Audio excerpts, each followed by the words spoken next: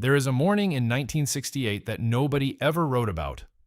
Doris Day was on the cover of 7 magazines that month. Her film was #1 at the box office.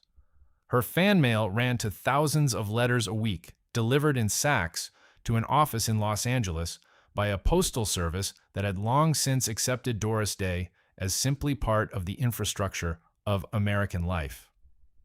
She was, by any measure anyone cared to apply, the most popular actress in the world. That morning, she locked the door of her bedroom, sat down on the edge of the bed, and discovered that her husband had stolen everything. Not a small amount, everything, every dollar she had ever earned. Every cent from the films, from the records, from the television specials, from 30 years of work that had begun when she was a child, singing on a Cincinnati radio station for $15 a show. The savings accounts were empty. The investments were worthless or fraudulent or both. The house itself was mortgaged to an amount that bore no relationship to anything she had understood about her own finances. She was 46 years old. She had a son. She had a smile that 20 million people recognized. And she had, in that bedroom, on that quiet morning in 1968, nothing else at all. She did not call a press conference. She did not give an interview. She did not go on television and hold up documents and explain to the country what had been done to her. She got up from the edge of the bed, went into the bathroom, fixed her face, and went to work. And that, my friend, is the thing you need to understand about Doris Day before we go any further. Before we go back to Cincinnati. Before we go to the car crash and the hospital and the months she spent in a bed wondering whether she would walk again. Before we go through the marriages and the grief and the long, quiet years at the end. The thing you need to understand is this. The smile was not evidence that nothing was wrong. The smile was the evidence that something had been decided.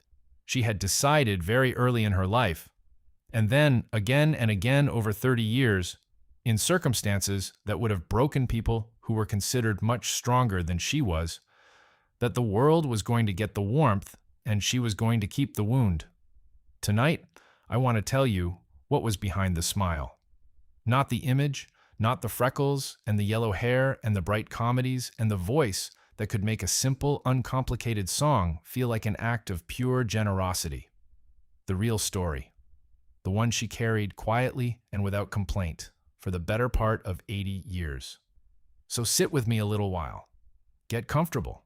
We are going back to Cincinnati, Ohio, to the year 1922, to a neighborhood called Evanston, where a German-American family named Kappelhoff was raising a girl who would eventually become the most recognizable face in American cinema.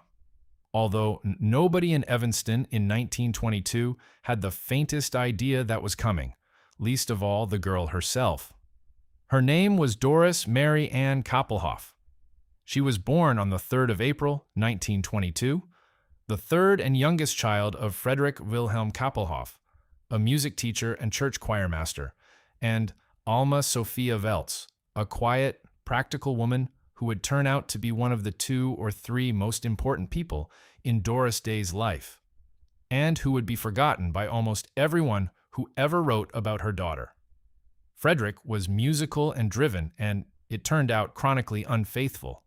He had affairs throughout the marriage. The family knew. Alma knew.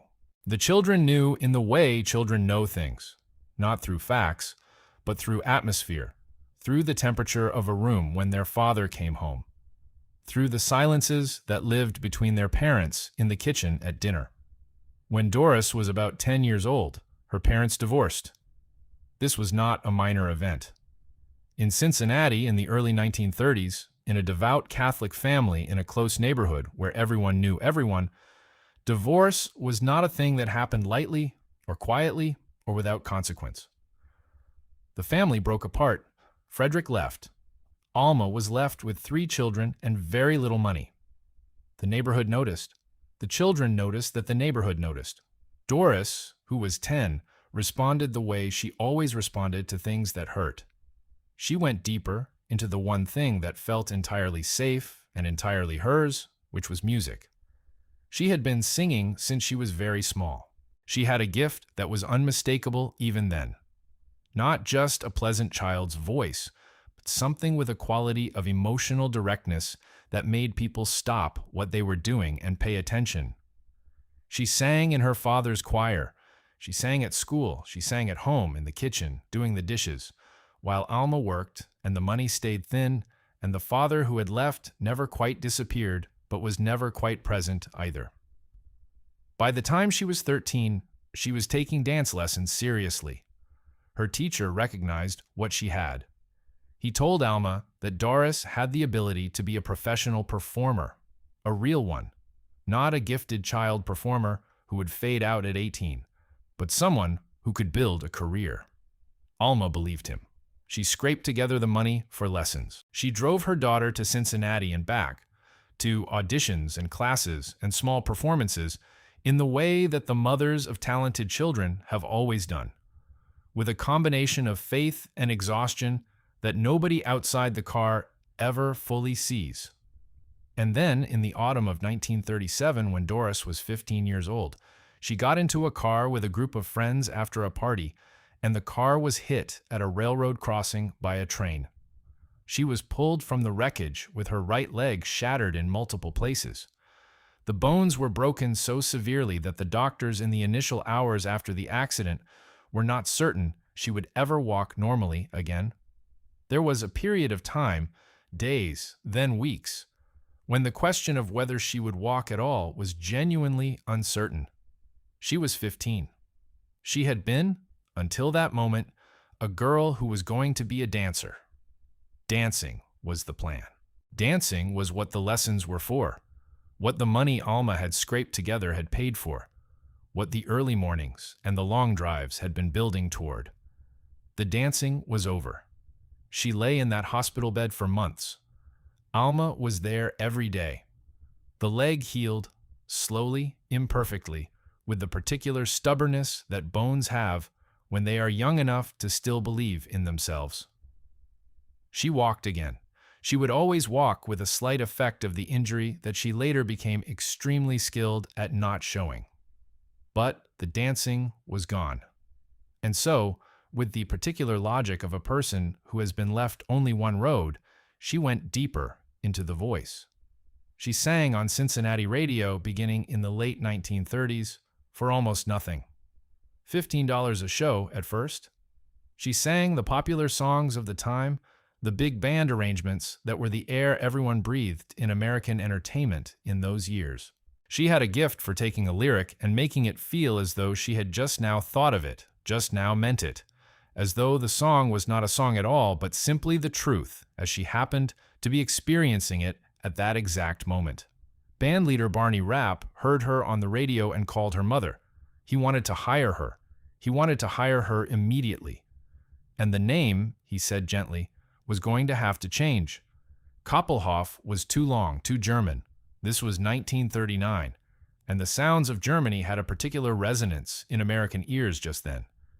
He needed something shorter, something that fit on a marquee and sat easily in the mouth. Alma and Doris sat at the kitchen table and went through possibilities.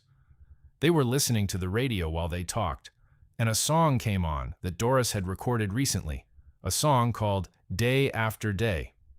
Rapp heard it later and made the decision himself. Her last name would be Day. Doris Day. Simple, clear, bright, easy to say, and easy to remember. She was 17 years old. She was about to stop being Doris Koppelhoff. What she did not know on that afternoon at the kitchen table with her mother was that she was also, in a way she could not yet understand, about to stop being entirely herself. The name change was not just a professional convenience. It was the beginning of a process that the entertainment industry would continue methodically for the next 30 years. The process of turning a specific, complicated, privately wounded human being into an image of uncomplicated joy, an image of brightness and health and the particular kind of American optimism that asks for nothing difficult from the people who consume it. The industry needed that image. The country needed it. They needed it in 1940 when the war was coming. They needed it all through the 1940s when the war was happening. They needed it in the 1950s when the war was over, but the fear had simply changed its address. They needed it, in fact, right through the 1960s, when the country was tearing itself apart and the most reliable refugee in a Hollywood cinema was the face of a woman who seemed to exist in a world where things always came right in the end. Doris Day gave them what they needed. She gave it completely, professionally, with a skill that her directors and her co-stars would later say was among the finest they had ever encountered. And what nobody who watched the films, who bought the records, who sent the fan letters, and stood in the lines at the cinemas, and voted her the most popular actress in the world year after year, what almost none of them knew was what the giving cost. She had married for the first time in 1941. She was 19. His name was Al Jordan, a trombonist who played in the band she was singing with at the time. She was 19, and she was in love. And the marriage must have seemed in the way things seem to 19-year-old girls who are in love and don't yet know what they don't know, like the natural conclusion of something that had been building, the right next step in a life that was finally going somewhere good. The marriage was a catastrophe from almost the beginning. Al Jordan was a man of violent and uncontrolled rages. He hit her. Not once, not in some isolated incident that could be explained or excused or filed away as an aberration. He hit her regularly, viciously, with the particular cruelty of a man who has decided that the person he has chosen to love is also the safest target for everything in himself that he cannot control. She was pregnant when she finally left him. The pregnancy complicated everything. Emotionally, practically, in every way that a pregnancy complicates the life of a young woman who is trying to find the exit from a situation that is destroying her. Their son, Terry, was born in 1942. The marriage was over not long after. She never talked about it publicly. Not in the 1940s, not in the 1950s, not when she was the most famous woman in Hollywood, and the press would have paid a great deal for the story. She gave interviews by the hundreds over those years, and she was warm and funny and generous in all of them, and she spoke about her work and about her son and about her faith and about her dogs and about the sheer uncomplicated pleasure of a good song well sung. And she did not once say in any of those interviews that her first husband had beaten her. The wound went in. The smile stayed on. She married again in 1946. George Weidler was a saxophone player, a kind man by most accounts, quiet where Jordan had been explosive. The marriage lasted 2 years. It ended without violence and without drama, and was, in its own way, perhaps the saddest of her marriages, the marriage of two people who genuinely liked each other and had simply made a mistake in thinking that liking each other was the same as belonging together. She was 26, with a 4-year-old son, a voice that was becoming nationally famous, and 2 marriages already behind her. The country, watching her films and buying her records, had no idea. In 1948, she came to the attention of Michael Curtiz, one of the most successful directors in Hollywood, the man who had directed Casablanca. Curtiz was casting a film called Romance on the High Seas, and the actress he had originally intended for the lead had dropped out. He saw Doris Day's screen test, and he knew within minutes that he had found something. The film was a light musical comedy. It was not, in itself, a landmark of world cinema, but it introduced Doris Day to American movie audiences, and what American movie audiences saw was exactly what they had been waiting for without knowing they were waiting for it. A face that seemed to be lit from the inside. A voice that made every song feel like a private gift.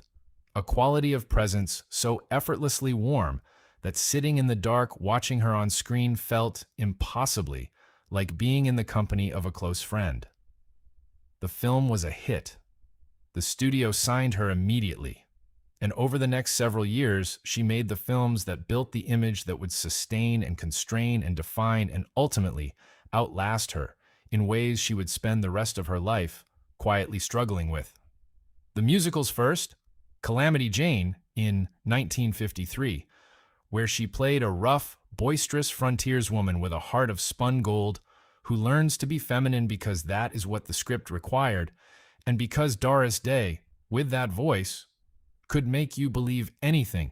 Love Me or Leave Me in 1955, where she played Ruth Etting, a singer whose rise to fame is powered by a man who controls and eventually destroys her. A role, if you think about it, that was closer to her own experience than anything else she had done or would do on screen. And then the comedies. The long, lucrative, culturally ubiquitous string of light romantic comedies that defined her screen presence in the minds of millions, and that film critics, at the time and afterward, were never quite sure what to do with.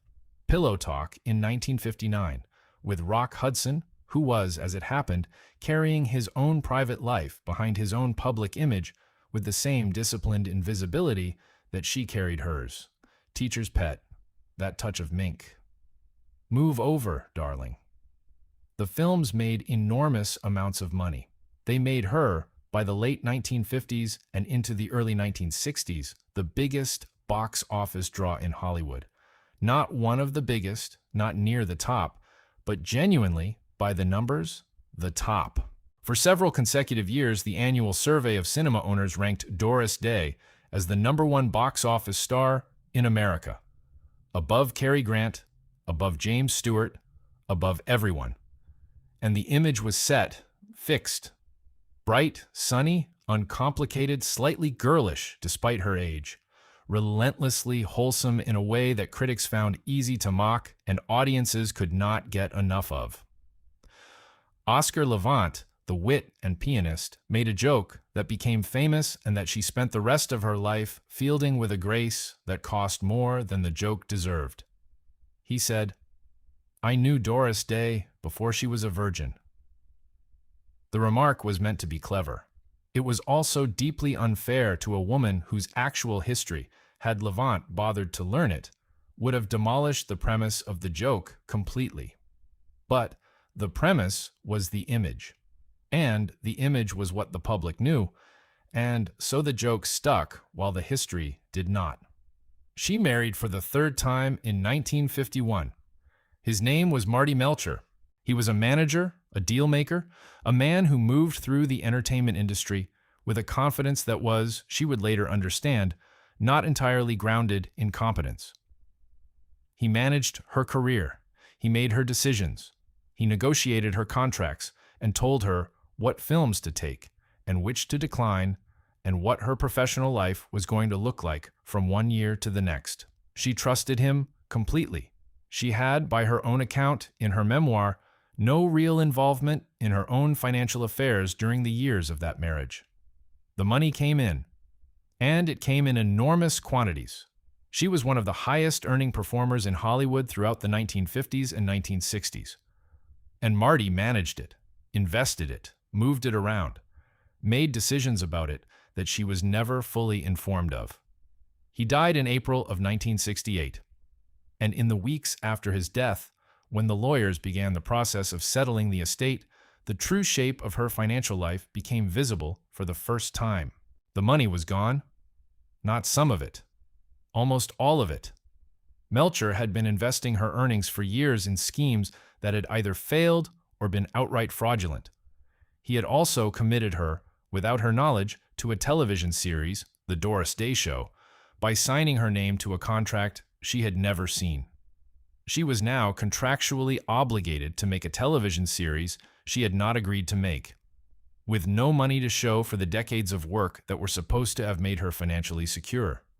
There was also debt, significant debt. The house, the lifestyle, the business arrangements, all of it was entangled with obligations she had not known existed until the man who had created them was no longer alive to explain them.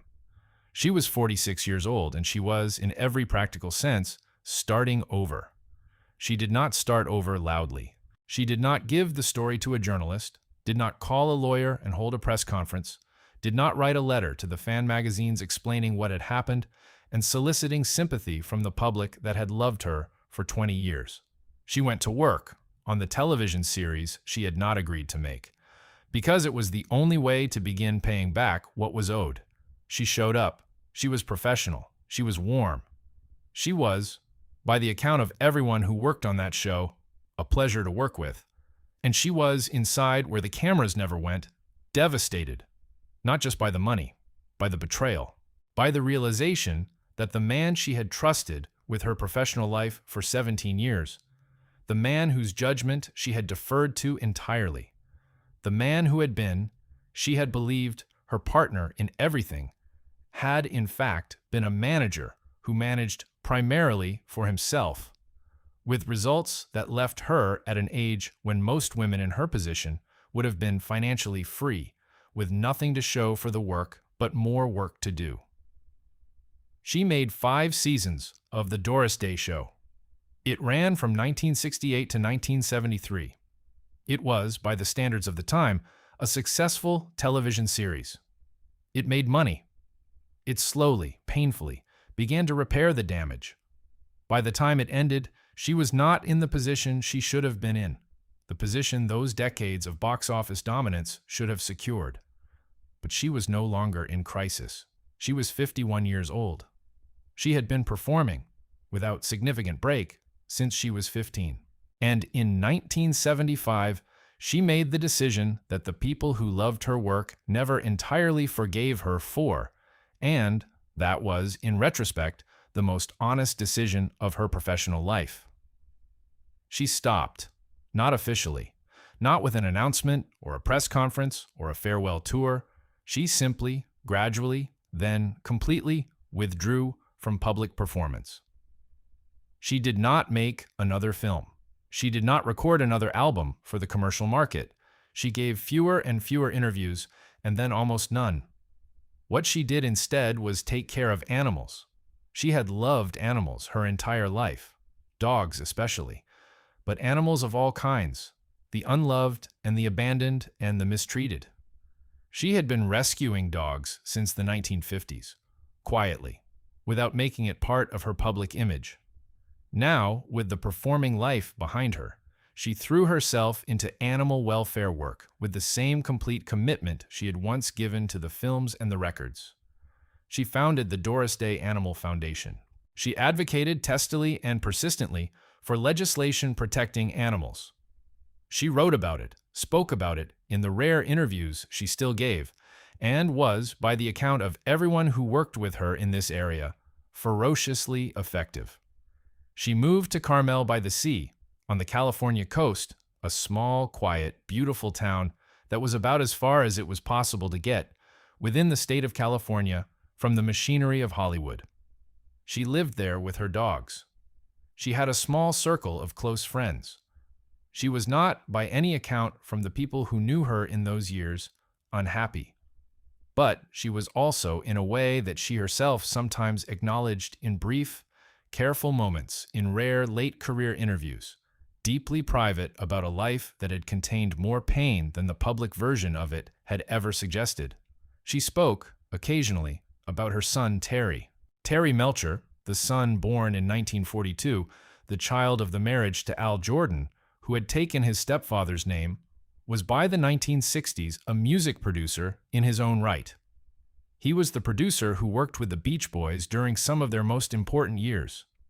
He was involved, in a way that he spent much of the rest of his life trying not to think about, in a brief and inconsequential connection to a man named Charles Manson, who had come to him hoping for a record deal, and who had, on the night of August the 9th, 1969, sent the people around him to a house in Los Angeles that had formerly belonged to Terry Melcher, and murdered everyone they found there. Terry had not been in the house. Sharon Tate had been in the house. Sharon Tate and 4 other people were dead by morning. Doris Day's son lived for the rest of his life with the knowledge that those murders had been committed in his former home by people who had wanted access to him and had found instead people who had nothing to do with any of it. She did not speak publicly about this. She could not. There was no public language available for it. No way to discuss, in an interview with a magazine journalist, the specific horror of what her son lived with and what she, as his mother, lived with alongside him. She could only be there for him, which she was, as completely as a mother can be for a son carrying something that heavy. The wound went in. The smile stayed on. She never married again after Marty Melcher. She was married briefly in 1976 to a man named Barry Comden, a restaurateur, and divorced him within a year. It was, she said later, a mistake made in loneliness. She did not elaborate. The years in Carmel were long and quiet. Her son Terry died in 2004 of brain cancer at the age of 62. She was 82 when she buried him. She had outlived 3 husbands, and now she had outlived her only child. She said very little about it publicly. She put out a small statement. She went back to the animals. There is an interview she gave not long before her 90th birthday in which a journalist asked her, gently, carefully, with the awareness that the question required care, whether she had any regrets about the shape her life had taken. She thought about it for a moment, and then she said something that, if you have been paying attention, is the most revealing thing she ever said in public. She said, "I think I gave too much away." She was not talking about the money Marty Melcher had taken, though that was part of it. She was talking about something larger and harder to name, the giving away of herself year after year, to the camera and the microphone and the audience and the image and the industry and the men who managed her and the public that loved her. The giving away of the self that had existed before the name change, before the image was built, before the smile became a professional obligation and then a survival mechanism, and then simply the face she showed to the world, because it was the only face the world knew how to receive from her. She had given the warmth. She had kept the wound. And somewhere in the keeping, somewhere in the long discipline of never showing what the cost was, something had been lost that she could feel the absence of but could not quite name. Doris Day died on the 13th of May, 2019, at her home in Carmel. She was 97 years old. She died as she had always wanted to die, quietly, at home, with her dogs. There was no dramatic final scene. There was no deathbed interview.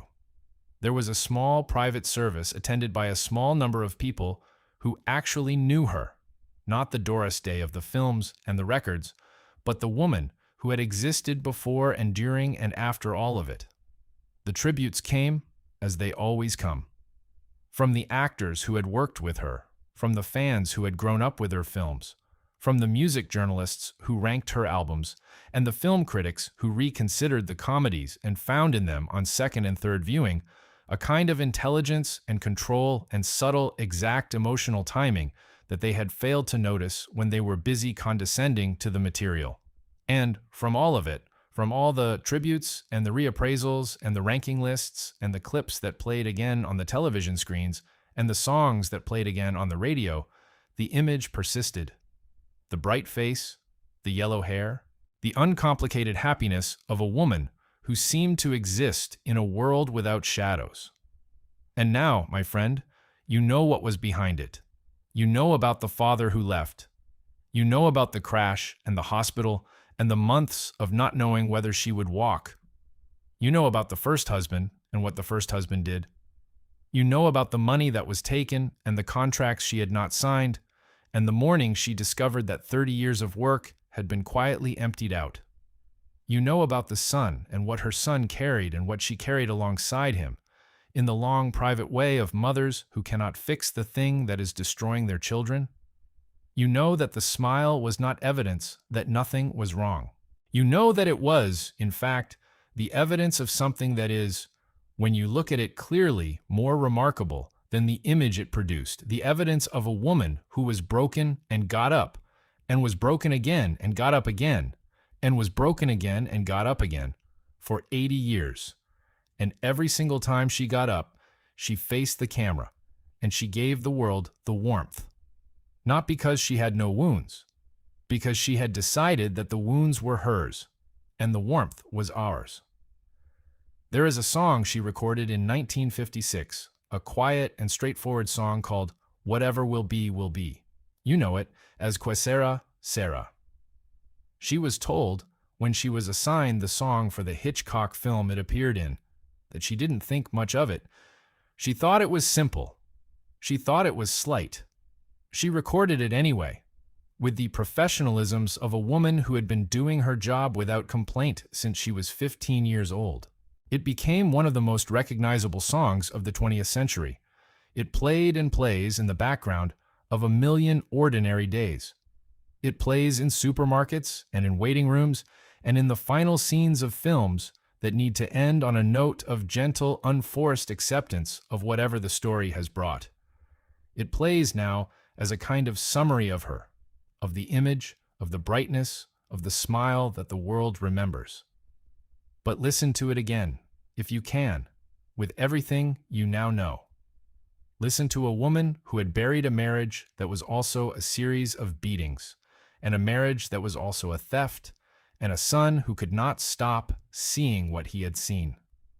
Listen to a woman who had given her working life to an industry that had spent 30 years reducing her to a single, sellable quality, her warmth, and, in doing so, had made it almost impossible for the people who loved her to see what the warmth was built on.